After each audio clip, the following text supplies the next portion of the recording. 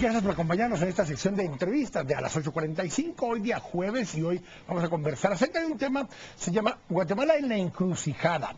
Panorama de una violencia transformada. Es un informe, un reporte que presentaron nuestros amigos que nos acompañan hoy acá en el estudio. Nos acompañan Jorge Restrepo, que es profesor de Economía en la Pontificia Universidad Javeriana en Colombia. Y nos acompaña también Alonso Tobón García, quien también es politólogo de la misma universidad allá en Colombia. Vamos a conversar un poco acerca de este tema. ¿Por qué el término Guatemala en la encrucijada? Buenas noches, bienvenidos. Muy buenas noches a todos los televidentes. Muchísimas gracias, Quique, por tenernos acá. La encrucijada es una encrucijada que se le viene presentando a Guatemala desde hace 3, 4 años, en el momento en que precisamente alcanzó unos niveles de violencia homicida tan altos, que le representaron, digamos, una posibilidad de diverger en términos de desarrollo, de echar para atrás, digámoslo así, de frenar el proceso de desarrollo socioeconómico, incluso de revertir la democracia hasta cierto punto. Tal es el nivel que llegó a tener la violencia en este país.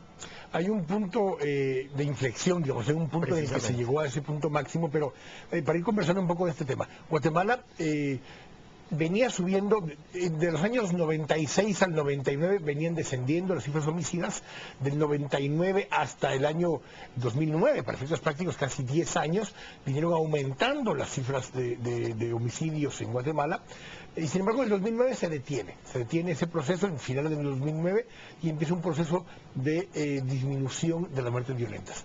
Sigue siendo un número alto de muertes violentas. Alonso. Claro que sí, sigue siendo un número preocupante, es decir, más de 5.000 homicidios es una cifra importante para tener en cuenta, incluso una tasa de 39 homicidios por cada 100.000 habitantes. Ubica a Guatemala todavía en una situación de violencia preocupante. Por medio de América Latina, 24 homicidios por cada 100.000 habitantes, más o menos. Claro, pero hay que llevarlo al 7 por 100.000 habitantes, que es el promedio mundial. Esa es la meta. Yo estoy claro, pero te decía para comparar América Latina, porque si vamos a ciudades colombianas, por ejemplo, en su momento, Medellín llegó a estar en 380 homicidios por cada 100.000 habitantes. Entonces, hay cifras en momentos que son críticas, pero se pueden revertir. Lo importante es eso, precisamente, que los dos últimos años nos han demostrado que esas cifras se han podido revertir de manera, digamos, sostenida, por lo menos en estos 2 últimos años. Y que sí es posible precisamente reducir la violencia en ese sentido. Y lo importante también es mirar cómo se sostiene esa reducción en el tiempo, qué mecanismos hay que emplear para que esa reducción en la violencia persista y sea sostenida. Cuando empezamos a ver las cifras son muy frías, y la gente, cuando empezábamos a hablar de esto hace un poco más de 2 años y le decíamos a la audiencia, la violencia está disminuyendo, las muertes violentas están disminuyendo, la gente te atacaba, te decía, estás mintiendo, eso no es cierto, porque hay una diferencia entre esas realidades cuando las cifras empiezan a cambiar y la percepción que tiene la gente. Definitivamente, esto es algo que es muy común en todos los países donde hay, digamos, niveles de violencia demasiado altos, y es que la percepción se demora muchísimo en caer. Desde Inglaterra, cuando tuvo su epidemia de crimen hace unos 10, 12 años, hasta Colombia, Venezuela, siempre hay esa gran brecha entre la percepción y la realidad. Ahora, por eso es tan importante el monitoreo y los diagnósticos. Yo estoy completamente de acuerdo en que hay que mencionar, hay que insistir en que acá hay un punto de inflexión en la violencia. Sin embargo, la tendencia a la baja, que se encuentran homicidios, en lesiones personales, en violencia con armas de fuego, es muy pronunciada esta caída. Todavía necesita acelerarse más. Otra buena noticia es que en los últimos meses, en los últimos 9, 10 meses, uno nota que esa tendencia se ha acelerado. Se ha acelerado hacia la baja. Hacia la baja, exacto, para bien. Sobre todo en violencia con armas de fuego. Y bueno, lógicamente la pregunta, me imagino que este es el punto que vamos a tratar ahora, es ¿qué es lo que funciona? ¿Qué es lo que está funcionando? Incluso, solo antes de entrar en esa parte de la pregunta, porque el tema es eso, el perfil de la víctima de homicidios, principalmente es un hombre entre 18 y 25 años, de área urbana predominantemente, y el perfil del victimario es casi el mismo. Es el mismo. Es casi exactamente el mismo. Los hombres jóvenes urbanos de barriadas usualmente pobres, muchas veces algunos de ellos no tienen acceso a la educación, no solamente tienen esa doble característica de victimario y víctima, sino que además son aquellos que, digamos, están llevando el mayor costo en términos de pérdida de años de educación.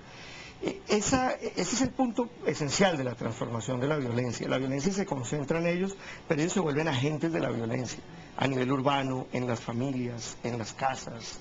Hay una relación que siempre se trataba de hacer el vínculo originalmente, que es que la violencia está vinculada al tema de pobreza. Sin embargo, si ahora vemos el perfil de la pobreza en Guatemala, es de una mujer del área rural e indígena, completamente opuesto al perfil del victimario y de la víctima del tema de violencia. Ellos están supuestos, ellos están, las mujeres están, ese perfil de víctima está sometido a otro tipo de violencia. Porque yo creo que uno de los hallazgos de este reporte es esa multiplicidad de violencias. Guatemala no es presa, digámoslo así, de la violencia del narcotráfico que se enquistó en la sociedad. Son una multiplicidad de violencias que están afectando a las personas.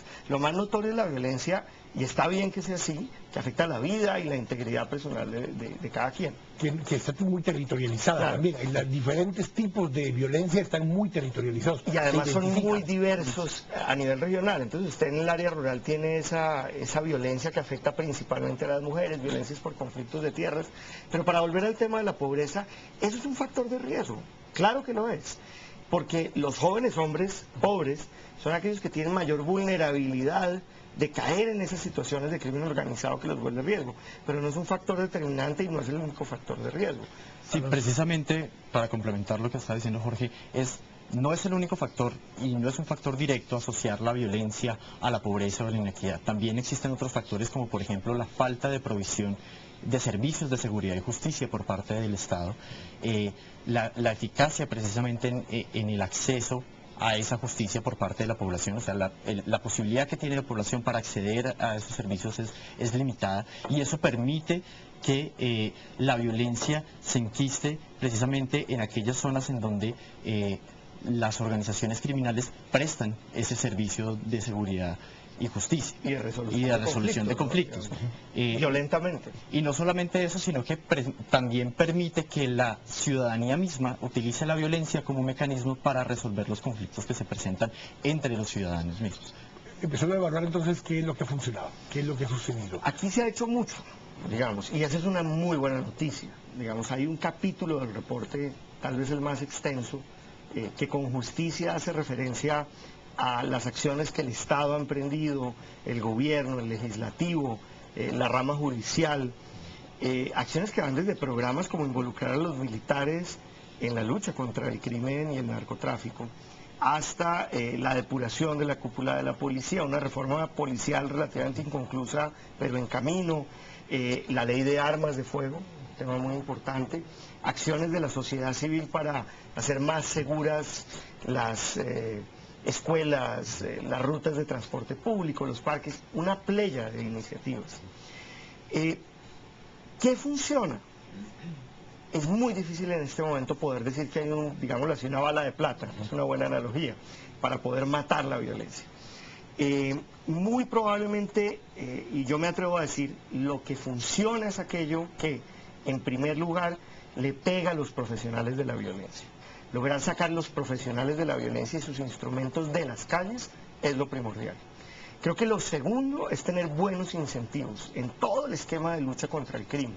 Incentivos en las fuerzas de policía, incentivos en la rama jurisdiccional, en la persecución penal, para ir detrás de las organizaciones de crimen y no del soldado que está, pues, del criminal que está en el frente de batalla. El soldado hablando del peón que está hablando del peón, exacto, sí señor.